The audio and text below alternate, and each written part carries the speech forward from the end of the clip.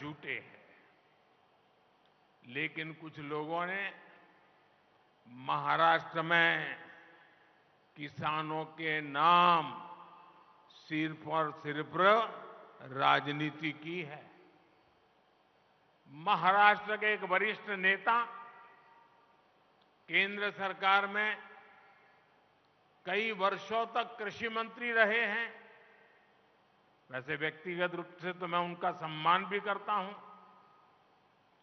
लेकिन उन्होंने किसान के लिए क्या किया?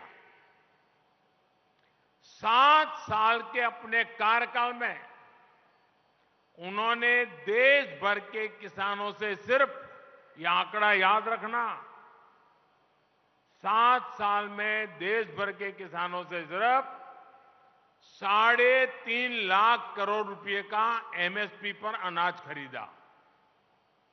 जबकि हमारी सरकार 7 वर्षों में एमएसपी के रूप में इतने ही समय में 13.5 लाख करोड़ रुपए किसानों को दे चुकी है। 2014 से पहले दलहन और तिलहन ये किसानों को सिर्फ 500-600 करोड़ रुपए की खरीद एमएसपी पर होती थी। 500-600 करोड़। जबकि हमारी सरकार 1,15,000 करोड़ रुपए से ज्यादा दलहन और तिलहन किसानों के बैंक खातों में दे चुकी है। जब वे कृषि मंत्री थे तब किसानों को अपने पैसे के लिए भी बिचौलियों के भरोसे रहना पड़ता था।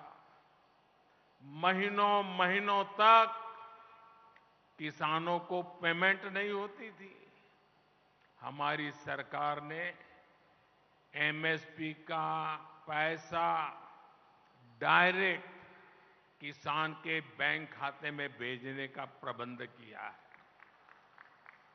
साथियों, हाल में रबी फसलों के लिए एमएसपी की घोषणा की गई है।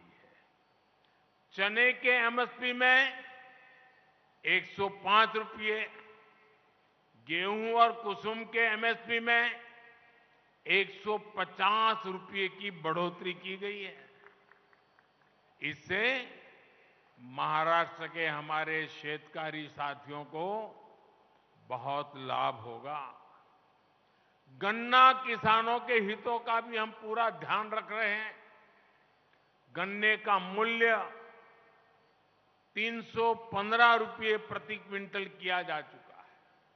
बीते 9 साल में करीब 70,000 करोड़ रुपए का इथेनॉल खरीदा गया है। ये पैसा भी गन्ना किसानों तक पहुंचा है। गन्ना किसानों को समय पर भुगतान हो, इसके लिए चीनी मिलों, सहकारी समितियों के लिए हजारों करोड़ रुपए की मदद दी गई है। मेरे परिवारजनों, हमारी सरकार सहकारिता आंदोलन को सशक्त करने का काम भी कर रही है। देश भर में 2 लाख से अधिक सहकारी समितियां बनाई जा रही हैं। देश के किसानों को भंडारण की, कोल्ड स्टोरेज की अधिक सुविधाएं मिले, इसके लिए भी सहकारी समितियों को, पैक्स को मदद दी जा रही है। छोटे किसानों को एफपीओज यानी किसान उत्पादक संघों के माध्यम से संगठित किया जा रहा है।